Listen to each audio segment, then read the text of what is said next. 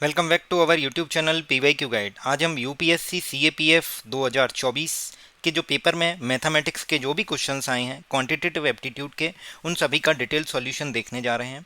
ये सेट ए के क्वेश्चंस हैं। इसमें टोटल 20 क्वेश्चंस हैं जो क्वांटिटेटिव एप्टीट्यूड से रिलेटेड हैं। आइए सबका डिटेल्ड सॉल्यूशन देखते हैं।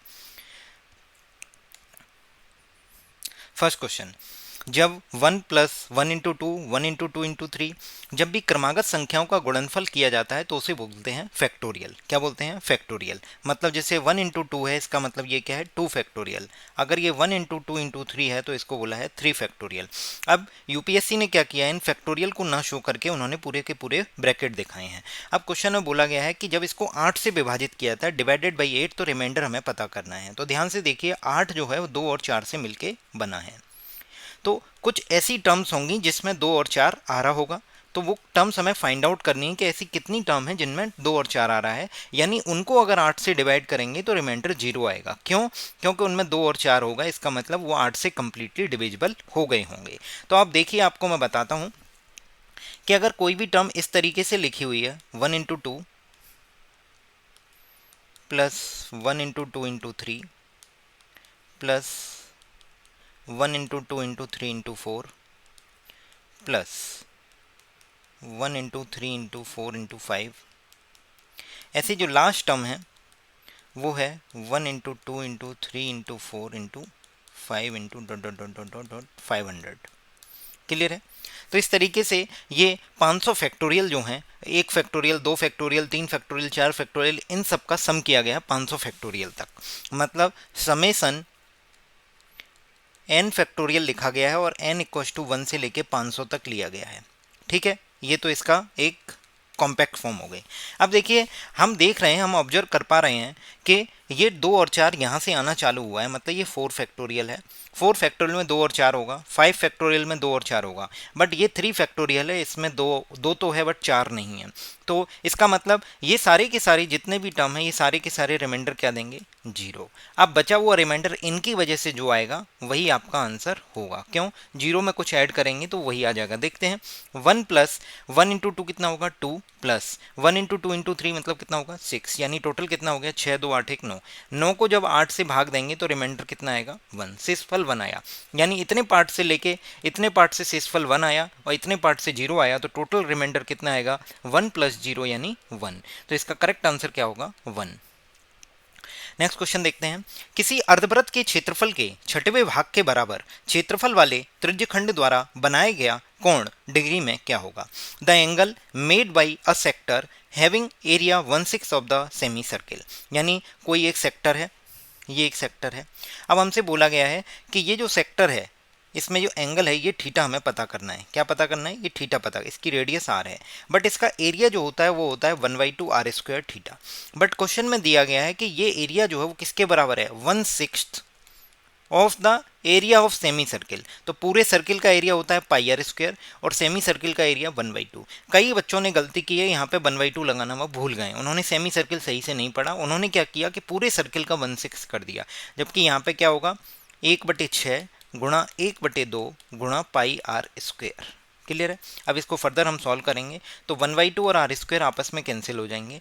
ये बचेगा पाई, ये बचेगा 6। तो थीटा की वैल्यू कितनी आ जाएगी? पाई/6। अब ऑप्शन डिग्री में है तो पाई को 180 डिग्री पुट कर देंगे और 180 डिग्री डिवाइड बाई 6 मतलब कितना हो जाएगा? 30 डिग्री। तो 30 degree will be the correct answer. Next देखते हैं, निम्नलिखित में से कौन सा संख्या 11 12 13 डॉट डॉट डॉट 20 में से प्रत्येक संख्या के पहले 5 गुणजों का औसत है? तो ध्यान से देखिए, अगर हम फर्स्ट 5 मल्टीपल की बात करें तो अगर 11 की बात करें तो 11 का पहला मल्टीपल क्या होगा? 1। 11 इंटू 1 प्लस दूसरा मल्टीपल क्या होगा? 11 इंटू 2। अभी आपको पता चलेगा ये प्लस साइन क्यों लगा रहे हैं, क्योंकि उसने पूछा है एवरेज। एवरेज पूछा है first 5 multiple of all the numbers from 11 to 20। तो एवरेज निकालने तो सबको जोड़ना पड़ेगा। Plus 11 into 3 plus 11 into 4 plus 11 into 5। Clear है? इसके बाद अब हम 12 की बात करें तो 12 का क्या होगा? 11 इंटू 12 इंटू 1, फिर 12 इंटू 2, फिर नेक्स्ट क्या होगा? तीसरा मल्टीपल। फर्स्ट 5 मल्टीपल की बात की गई है तो 12 इंटू 4, फिर 12 इंटू 5। अगर हम बात करें ये चीज़ अगर 20 तक ले जानी है तो हम क्यों ना इसको एक बार 19 के लिए देखते हैं, फिर 20 के लिए देखते हैं। तो 19 का फर्स्ट मल्टीपल क्या होगा? 19 इंटू 1 दूसरा मल्टीपल होगा 19 इंटू 2 प्लस तीसरा मल्टीपल होगा 19 into 3 plus fourth multiple of 19 into 4, इसी तरीके से 19 इंटू 5। ये मैं करके इसीलिए बता रहा हूँ, एग्जाम में आपको ये सब नहीं करना है, आपको बस अपने दिमाग में ये चीज़ें चलानी है कि किस तरीके से रिप्रेजेंटेशन दिमाग में होना चाहिए ये सारी चीज़ें। देखिए कैसे 20 इंटू 4 20 इंटू 5। सबसे पहले एवरेज कैसे निकलता है, तो एवरेज होता है कि टोटल, एवरेज क्या होता है, एवरेज होता है total of given data divide by number of given data, कि डेटा का नंबर कितना है। तो सबसे पहले अगर मैं बात करूं कि यहाँ पे डेटा का नंबर अगर पता करना हो तो मैं कहूँगा कि 11 से लेके 20 तक 10 नंबर होते हैं और हर एक के 5 मल्टीपल लिए गए हैं, तो इसका मतलब 10 इंटू 5 यानी टोटल नंबर हो जाएंगे 50। तो हमें यहाँ से ये पता चल गया कि नंबर ऑफ गिवन डेटा कितना है 50। अब आपसे पूछा जा रहा है कि टोटल बताना है हमें, तो टोटल निकालने के लिए हमने क्या किया, हमने एक नई अप्रोच पे काम किया। वो क्या है, हमने ऑब्जर्व किया कि ये सारे के सारे इनमें 1 कॉमन आ जाएगा, इन सारे के सारों में 2 कॉमन आ जाएगा, ये जो है इनमें 3 कॉमन आ जाएगा, इसमें 4 कॉमन आ जाएगा, इसमें 5 कॉमन आ जाएगा, इस वाले में 5 कॉमन आ जाएगा। तो मैंने कहा अगर 1 कॉमन लेता हूँ तो मेरे पास 11 से लेके 20 तक का टोटल आएगा, प्लस अगर 2 कॉमन लूँगा तो 11 से लेके 20 तक का टोटल आएगा। इससे अगर 3 कॉमन लूँगा तो 11 से लेके 20 तक का टोटल आएगा, प्लस इसमें 4 कॉमन लूँगा तो आएगा 11 प्लस 12 डॉट डॉट डॉट 20 तक का टोटल। इसी तरीके से 5 कॉमन लूँगा तो 11 से लेके 20 तक का टोटल आएगा। फिर मैं फर्दर इसको सॉल्व कर रहा था तो मैंने कहा कि 11 12 डॉट डॉट डॉट 20 सब में कॉमन आ जाएगा और हमारे पास बचेगा 1 प्लस 2 प्लस 3 प्लस 4 प्लस 5, यानी ये वो वैल्यू है जो इन सारे डेटा का टोटल सम है। तो 11 से लेके 20 तक जब हम टोटल करेंगे तो आएगा 155, और 1 से लेके 5 तक देख लेते हैं, 5 4 9 3 12 तो 14 और 1 15, ये हमारा टोटल आया। इसको हमें किससे डिवाइड करना पड़ेगा, 50 से, क्योंकि एवरेज निकालना है। देखिए कैसे निकालेंगे, 5 से 10 बार जाएगा, 5 से 3, 155 इंटू 3 होते हैं 465 डिवाइड बाई 10, तो कितना आ जाएगा 46.5। 46.5 will be the correct answer, D. Clear है। नेक्स्ट क्वेश्चन देखते हैं, निम्नलिखित में से कौन सा कथन सही है। 4 संख्याओं का औसत 17.5 होगा, 10 15 20 25। औसत कैसे निकालते हैं, अभी मैंने बताया कि सबसे पहले इन सब का टोटल कर लीजिए, तो 25 और 5 30 10 40 20 60 10 70, टोटल आ गया 70, डिवाइड बाई 4 करना पड़ेगा, टोटल 4 संख्या हैं, सॉल्व करेंगे, डिवाइड करके आएगा 17.5। इसका मतलब स्टेटमेंट 1 क्या है आपका, सही है। Now we come to the statement 2। If A B and C 3 भिन्न धन पूर्णांक संख्या इस प्रकार हैं, A B C 3 different natural number हैं, such that A plus B plus C equals to A B C. तो आपको क्या ऑब्जर्व करना है वो मैं बताता हूँ।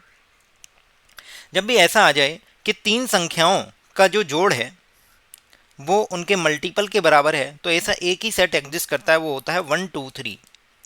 तो 1 2 3 का सम 1 2 3 के मल्टीपल के बराबर होगा, जो कि कितना आएगा 6।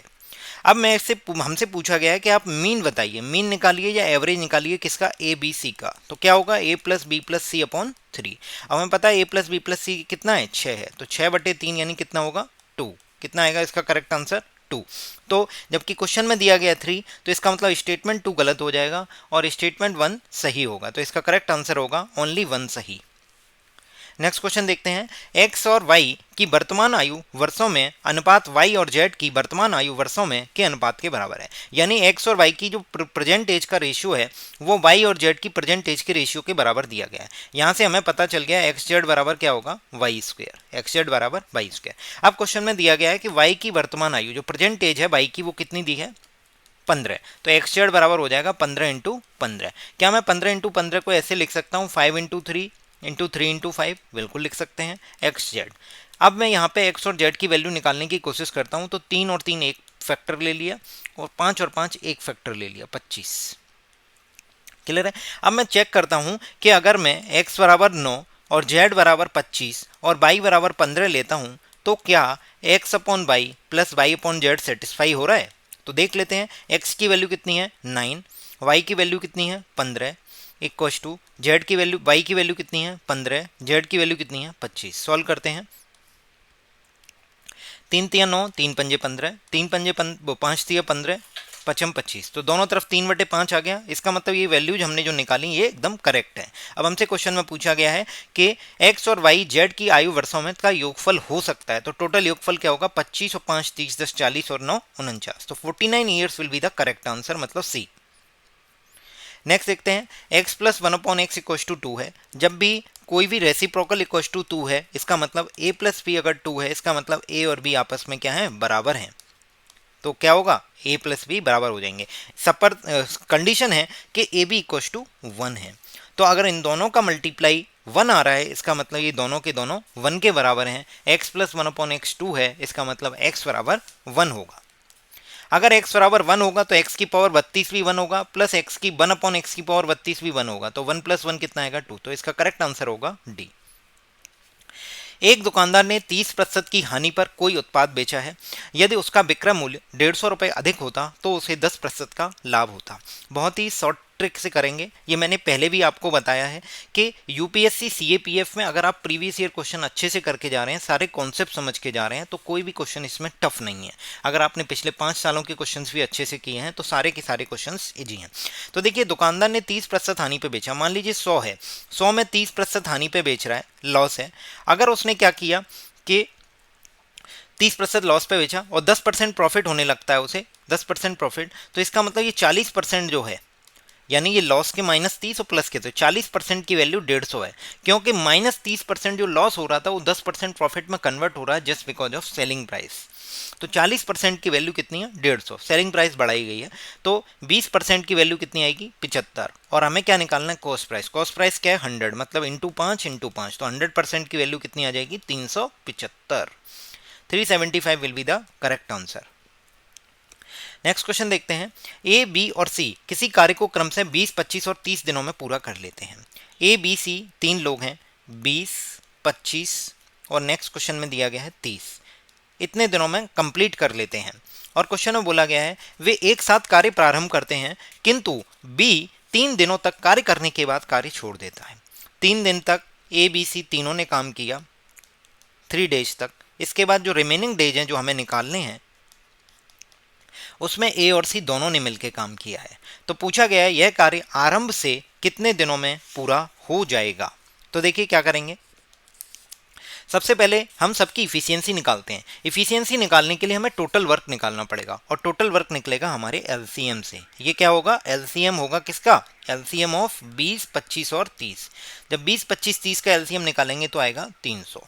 तो इससे जो है सबकी इफिशियंसी निकल आएगी। इफिशियंसी क्या होता है कि एक दिन में किया गया कार्य, एक दिन में दिया गया। तो 300 को 20 से भाग देंगे तो 15। ए की इफिशियंसी 15 आएगी, बी की इफिशियंसी आएगी 12 और सी की इफिशियंसी आएगी 10।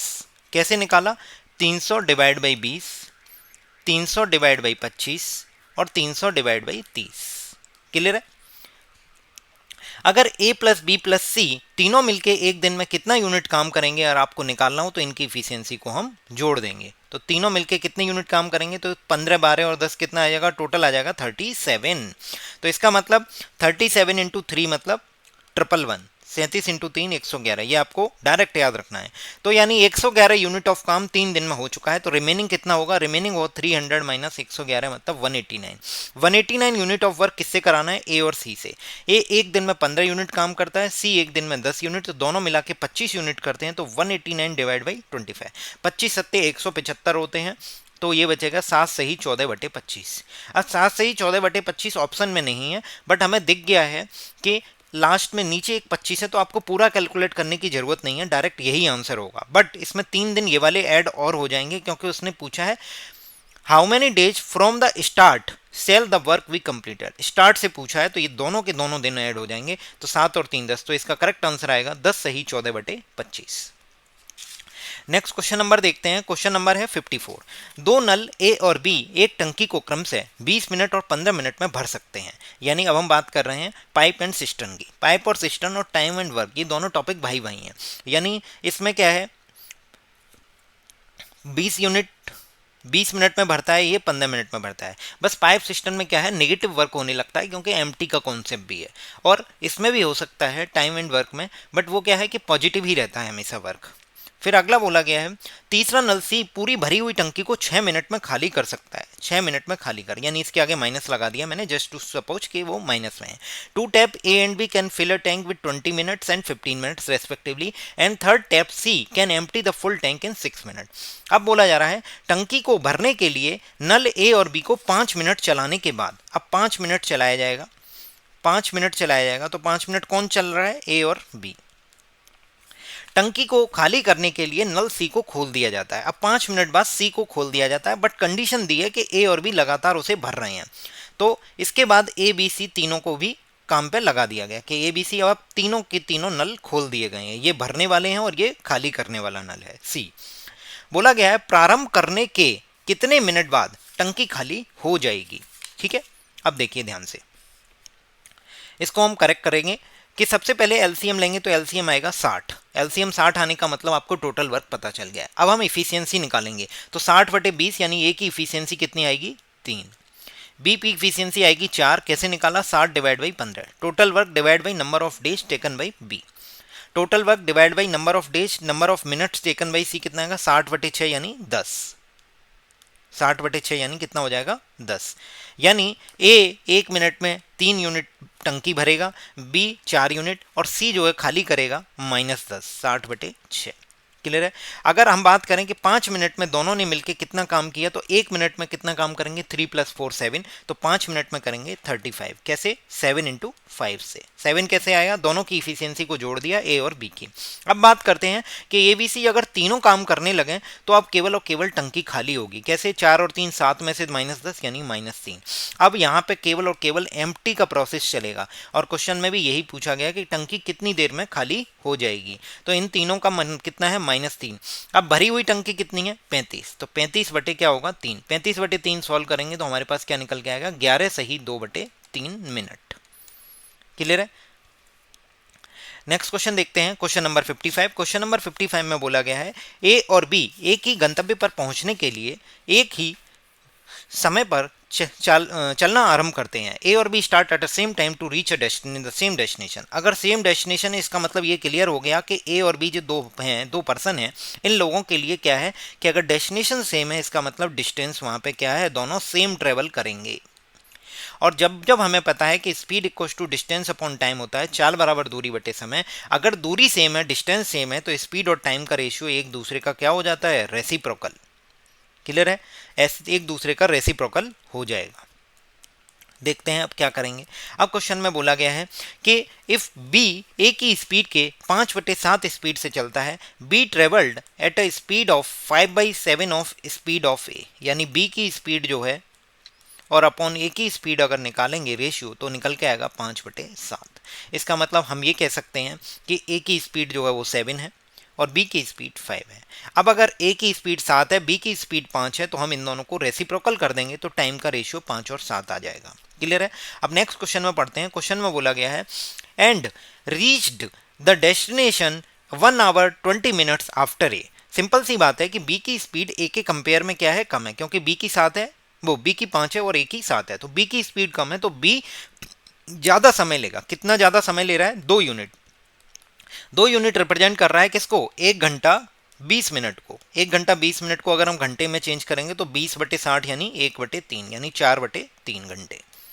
अगर ये 4/3 दो जो है वो 4/3 घंटे के बराबर है तो एक की वैल्यू कितनी आएगी, 2/3 घंटे।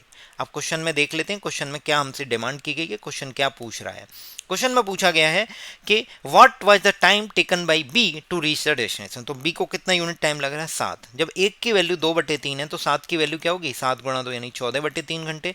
14/3 घंटे को अगर आवर में चेंज करेंगे, 14/3 घंटे को आवर, तो 3 चौके 12, तो 4 घंटे तो ये हो गए, प्लस 2/3 घंटे। 2/3 घंटे को मिनट में चेंज करेंगे तो 1 घंटा बराबर 60 मिनट, तो ये कैंसिल, 3 से 20, तो 4 घंटे 40 मिनट इसका करेक्ट आंसर होगा ए। नेक्स्ट देखते हैं क्वेश्चन नंबर 56। पेट्रोल की कीमतों में 12% की वृद्धि हुई है। कोई व्यक्ति पेट्रोल की खपत में कितने प्रतिशत की कमी करे कि जिससे उसके द्वारा पेट्रोल पर किए जाने वाले व्यय में कोई परिवर्तन न हो। हमें पता है प्राइस इनटू कंजम्पशन क्या होता है, एक्सपेंडिचर। यानी प्राइस जो है बढ़ रहा है, कंजम्पशन वो घटा रहा है और उसका एक्सपेंडिचर जो है वो सेम बना हुआ है, वही चीज देखनी है। 12% को फ्रैक्शन में चेंज करेंगे, किसको? 12% को फ्रैक्शन में हम चेंज करेंगे। कैसे करेंगे? 12 डिवाइड बाई 100, तो 4 तिया 12, 4 से 25। यानी कोई चीज अगर हम बात करें प्राइस इंटू कंजम्पशन एक्सपेंडिचर के बराबर है कि कोई चीज पहले 25 हुआ करती थी, बाद में हाइक होने के बाद +3 हाइक हो गई, तो कितनी हो जाएगी? 28। और हमें पता है एक्सपेंडिचर दोनों जगह क्या है? सेम है। तो क्यों ना हम एक काम करें कि ये 25 है, 25 इंटू 28 कर दो और 28 इंटू 25, तो दोनों का गुणनफल क्या आएगा? सेम आएगा, मतलब एक्सपेंडिचर सेम होगा। इसका मतलब जब प्राइस 25 से 28 हुए यानी हाइक हुए 12%, तो आपने अपने कंजम्पशन को 28 से 25 कर लिया। इसका मतलब प्राइस हाइक होने पे आपने अपने कंजम्पशन को क्या कर लिया? माइनस कर लिया। कितना? 3 यूनिट माइनस किया। कितने पे किया? 28 पे। तो 300/28 आप फर्दर सॉल्व करेंगे तो निकल के आएगा 10.7%। नेक्स्ट देखते हैं क्वेश्चन नंबर 57। बोला गया 19a plus 19b plus 19c equal to 437, तो ए बी सी का औसत बताइए। तो a प्लस बी प्लस सी कितना आएगा? 437 डिवाइड बाई 19, तो सॉल्व करेंगे तो आएगा 23। फिर आपसे पूछा गया है मीन बताना है, तो मीन मतलब डिवाइड बाई 3 करना पड़ेगा, तो 23 डिवाइड बाई 3 करेंगे तो आएगा 7.66। It will be the correct answer. Next question number 58 है 6 अंकों 1 2 3 4 5 6 में से अंकों की पुनरावृत्ति के बिना 2 अंकों की कितनी संख्याएं बनाई जा सकती हैं? आउट ऑफ 6 डिजिट 1 to 6 में 2 डिजिट का बनाना है, तो पहले वाले अगर बॉक्स में बात करें तो यहाँ पे कितनी पॉसिबिलिटी है? 6। क्यों? 1 2 3 4 5 6, 6 पॉसिबिलिटी है। अब विदाउट रिपीटेशन बोला गया है, इसका मतलब पहले बॉक्स में एक डिजिट रिजर्व हो जाएगी, तो दूसरे बॉक्स के लिए आपके पास 5 अपॉर्चुनिटी होंगी और हमें टोटल संख्या बनानी है। इसका मतलब इन दोनों का यूज करना पड़ेगा, तो मल्टीप्लाई कर देंगे तो 6 पंजे 30, तो ऐसी 30 संख्याएं बन सकती हैं 1 2 3 4 5 6, 6 डिजिट को लेकर 2 डिजिट की, तो इसका करेक्ट आंसर होगा 30। नेक्स्ट क्वेश्चन बोला गया है एक रेलगाड़ी 60 किलोमीटर पर आवर की स्पीड से यात्रा करते हुए एक प्लेटफॉर्म को 20 सेकंड में पार करती है। एक ट्रेन है, एक प्लेटफॉर्म को पार कर रही है, तो ट्रेन की लेंथ हमने टी मान ली और प्लेटफॉर्म की लेंथ पी मान ली है, या एल मान लेते हैं ट्रेन की लेंथ। तो speed equal to distance upon time दिया गया है। अगर वो प्लेटफॉर्म को पार कर रही है तो ट्रेन अपनी लेंथ ट्रेवल करेगी और प्लेटफॉर्म की लेंथ ट्रेवल करेगी। कितनी मिनट में पार कर देती है? 20 सेकंड में। कब? जब वो 60 किलोमीटर पर आवर की स्पीड से चल रही है। ये 20 जो है वो सेकंड में है, तो किलोमीटर पर आवर को हम मीटर पर सेकंड में चेंज कर लेंगे। कैसे करते हैं? 5/18 का मल्टीप्लाई करके सॉल्व करते हैं। 6 से 10, 6 × 18, तो ये हो जाएगा 10 और 5 50 इंटू 20,000, तो एल प्लस पी की वैल्यू आ जाएगी 1000/3। नेक्स्ट देखते हैं नेक्स्ट स्टेटमेंट क्या दिया गया है। बोला गया है सेम ट्रेन मतलब सेम रेलगाड़ी की दिशा में 6 किलोमीटर पर आवर की स्पीड से चल रहे व्यक्ति को वह 12 सेकंड में पार करती है। अब यहाँ पर रिलेटिव स्पीड की बात आएगी, क्योंकि सेम डायरेक्शन में चल रहे हैं तो स्पीड क्या हो जाएगी? माइनस। तो इफेक्टिव स्पीड 60 माइनस 6 कितनी आएगी? 54। बट ये किलोमीटर पर आवर में मीटर पर सेकंड में चेंज करेंगे तो 5/18 से मल्टीप्लाई करेंगे, 18 × 54 और ये 15 आ जाएगा। Speed equal to distance upon time. Speed कितनी हो जाएगी? 15, क्योंकि हमने निकाल ली इफेक्टिव स्पीड 15। डिस्टेंस, अब किसकी डिस्टेंस होगी? डिस्टेंस जो है पर्सन की तो कोई लंबाई नहीं है, उसके लिए रेलगाड़ी की लंबाई होगी, तो रेलगाड़ी की लंबाई एल कितने मिनट में कर रहा है? 12 सेकंड में। 12 सेकंड यहाँ रखेंगे तो एल की वैल्यू कितनी आएगी? 15 × 12 कितना होता है? 180। यानी लेंथ ऑफ ट्रेन निकल के आ गई 180 मीटर। यहाँ पे हम 180 रखेंगे तो पी की वैल्यू अगर सॉल्व करेंगे तो 1000/3 माइनस 180, मतलब 18 × 54 540, 1000 में से 540 जाएंगे यानी 460/3, यानी कुछ ऐसा आएगा जिसमें 0.33 लास्ट में आएगा, तो 180 मीटर और 153.3। It will be the correct answer. Next question number 60 पे बात करते हैं। पार्टनरशिप का क्वेश्चन है। एक भागीदारी फर्म है जिसमें ए 1/6 इन्वेस्टमेंट करता है टोटल का 1/6 ऑफ द टेन्योर के लिए, बी इन्वेस्ट करता है 1/3 टेन्योर के लिए और सी इन्वेस्ट करता है remaining part for full duration. तो देखिए प्रॉफिट इक्वल टू होता है कैपिटल इंटू टाइम। क्लियर? तो प्रॉफिट निकाल रहे हैं। अगर ए की बात करें तो ए ने 1/6 कैपिटल 1/6 टाइम के लिए, बी ने 1/3 कैपिटल 1/3 टाइम के लिए और सी ने रिमेनिंग कैपिटल फुल टाइम मतलब 1। अब रिमेनिंग कैपिटल कैसे निकालेंगे उसे देखिए। 1 - 1/6 प्लस 1/3। 1/6 किसका? ए का, 1/3 बी का। तो 1 माइनस इसको सॉल्व करते हैं 6, 1 3 दूनी 6 यानी 3 2 या 1/2 यानी 1/2 आएगा। रिमेनिंग कैपिटल कितनी आएगी? 1/2। इसको फर्दर सॉल्व करके देख लेते हैं। 1/36 आएगा, 1/9 आएगा और 1/2। अब इसको कंप्लीट रेशियो में बनाना है। कंप्लीट रेशियो बनाने के लिए हम एलसीएम से मल्टीप्लाई कर देंगे। मान ली सपोज 144 से हम पूरी तरफ मल्टीप्लाई कर देते हैं, तो 36 चौके 144 हो जाएंगे, 16 निम्न 144 और 2 से 72। तो ये आपका रेशियो निकल के आता है। ए बी सी के प्रॉफिट रेशियो है, प्रॉफिट शेयरिंग का रेशियो है। अब क्वेश्चन में क्या दिया है वो देख लेते हैं। क्वेश्चन में बोला गया out of the total profit 46 lakh C का शेयर क्या होगा। तो 46 लाख दिया गया है, तो इसको टोटल करिए। 16 और 4 20 और 72 कितने हो गए 92। 92 की वैल्यू कितनी दी है 46 लैक्स। इसका मतलब एक की वैल्यू 46 दूनी 92 होते हैं, इसका मतलब एक की वैल्यू कितनी होगी 1/2 लाख। सी का शेयर पूछा है, सी की वैल्यू कितनी है 72, तो एक की वैल्यू 72 है, तो 72 की वैल्यू कितनी होगी 36 लाख। तो 36 lakh will be the correct answer, C वो डी। नेक्स्ट क्वेश्चन नंबर 61 देखते हैं। ए और बी की आयु वर्षों में 22 है, तो ए और बी का टोटल कितना है 22 है। क्वेश्चन में बोला गया अगर 2 वर्ष पहले मतलब दोनों की आय में से दो दो माइनस कर देंगे, उनका गुणनफल कितना आता है 77। हमें पता है 77 को केवल दो ही तरीके से लिखा जा सकता है, 7 × 11। तो इसका मतलब ए बराबर कितना हो जाएगा 9 और बी बराबर कितना हो जाएगा 13। अब क्वेश्चन में बोला गया what is the which of the following the value of difference of current age. तो डिफरेंस कितना आ जाएगा 13 में से 9 गई 4। बहुत ही इजी क्वेश्चन है। नेक्स्ट क्वेश्चन 62 देखते हैं। एक दुकानदार दो वस्तुएं ए और बी को बेचता है। वस्तु बी का क्रय मूल्य, ध्यान से देखिए, दो पर्सन है ए और बी, ए और मतलब ए और बी दो दुकानदार हैं, इनके लिए सीपी और एसपी देखिए ध्यान से। बोला गया है ये प्रॉफिट का एक कॉलम और बना लेते हैं। बोला गया है कि बी की कॉस्ट प्राइस जो है items B, A and B, item B की कॉस्ट प्राइस जो है वो क्या है ट्वाइस ऑफ ए है। तो हमने ए को 100 मान लिया, तो बी की कॉस्ट प्राइस क्या है 200 हो गई।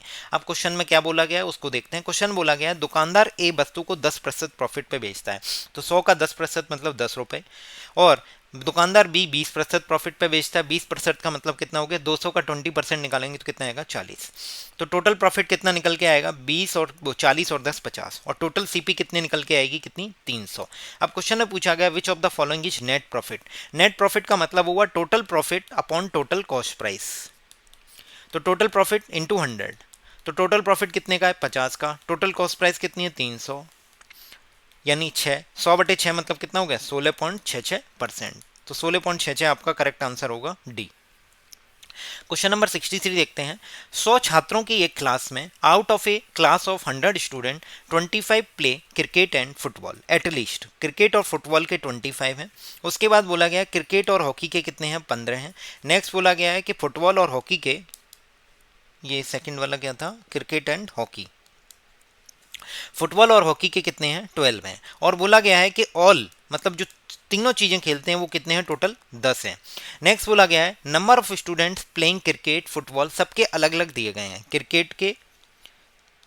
क्रिकेट लवर ज़्यादा हैं, क्रिकेट फुटबॉल और हॉकी। क्रिकेट के कितने हैं 50, फुटबॉल के कितने हैं 37 और हॉकी के कितने हैं 22। बोला गया है number of student who do not play any of the sport. जब भी ऐसा क्वेश्चन आएगा तो हम क्या यूज करेंगे वेन डायग्राम्स बनाएंगे। क्या बनाएंगे वेन डायग्राम्स। देखिए कैसे बनाते हैं वेन डायग्राम्स, क्लियर है। अब देखिए क्वेश्चन में सबसे पहले दिया गया था कि 10 तो भाई ऐसे लोग हैं जो सारी चीजें खेल रहे हैं, तो इसका तो यूज हो गया। उसके बाद देखिए अब क्रिकेट है, फुटबॉल और हॉकी, 3 बना लेते हैं, क्रिकेट फुटबॉल और हॉकी। क्रिकेट के कितने लोग थे 50, हॉकी के फुटबॉल के कितने 37 और हॉकी के कितने थे 22। नेक्स्ट क्या बोला गया है उसको देखते हैं। नेक्स्ट क्वेश्चन में दिया गया क्रिकेट और फुटबॉल वाले 25 लोग थे, क्रिकेट और फुटबॉल वाले 25, यानी ये जो वैल्यू है ये 25 है, तो उसमें 10 तो ऑलरेडी हो गए, तो 15 इधर बचेंगे, 25 माइनस 10। ऐसे ही अब देखिए क्रिकेट और हॉकी वाले 15 हैं, क्रिकेट और हॉकी वाले 15 हैं, तो ये पूरे के पूरे 15 को रिप्रेजेंट कर रहा है। उसमें से 10 चले जाएंगे तो ये कितने बचेंगे 5। नेक्स्ट देखते हैं अगला बोला गया है फुटबॉल और हॉकी। हॉकी और फुटबॉल के लिए कितने हैं 12, हॉकी और फुटबॉल के लिए 12 हैं। 12 में से 10 ये बचा, तो ये 2 ये बचेगा। क्लियर है, यहाँ तक क्लियर हो गया ना। अब हम आगे बढ़ते हैं। अब देखिए ये पूरा जो ये वाला सर्किल है ये 50 को रिप्रेजेंट कर रहा है, उसमें से 15 और 10 25 और 5 30, 30 तो ऑलरेडी कवर हो चुका है। अगर 30 ऑलरेडी कवर हो चुका है तो 50 में से 30 जाएंगे तो ये कितने बचेंगे 20। क्लियर है। नेक्स्ट देखते हैं इधर, ये पूरा रिप्रेजेंट कर रहा है 37 को, उसमें से 15 और 10 25 और 2 27 ऑलरेडी कवर हो चुका है, तो 37 में से 27 माइनस करेंगे तो कितना बचेगा 10। फिर देखिए ये पूरा सर्किल जो है वो 22 को रिप्रेजेंट कर रहा है, उसमें से 5 और 2 7 और 10 17 कवर हो चुका है, तो 17 22 में से 17 जाएंगे 5, यानी ये वो प्लेयर आ गए हैं जो कुछ ना कुछ खेलते हैं। इनको हम टोटल कर लेते हैं, देखिए कैसे टोटल करेंगे। ये 20, ये 10, ये 15, ये 10, ये 5, ये 2 और ये 5। सॉल्व करेंगे, 5 और 5 10, 2 12, 10 22, 22 और 30 कितने हो जाएंगे 52, 52 और 5 57 और 10 67, तो टोटल हो गए 67। 67 ऐसे लोग हैं जो कुछ ना कुछ खेलते हैं। अब क्वेश्चन में हमारी डिमांड है कि वो बताइए जो कुछ नहीं खेलते, तो आउट ऑफ 100 कितने हो जाएंगे 100 माइनस 67, यानी करेक्ट आंसर क्या आएगा 33।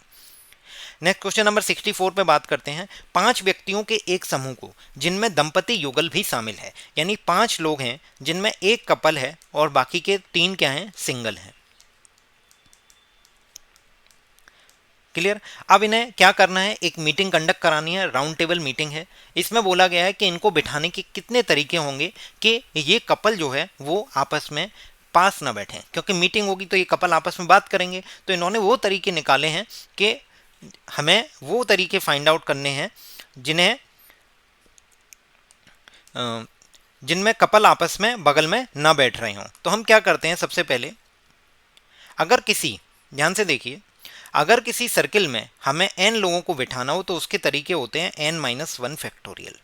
अगर मैं टोटल 5 लोगों को कंसीडर करूं तो कितने टोटल तरीके होंगे 5-1 फैक्टोरियल, यानी कितने होंगे 4 फैक्टोरियल। 4 फैक्टोरियल कितना होता है 24, यानी 24 तरीके से बिठाया जा सकता है अगर कोई कंडीशन नहीं लगी है।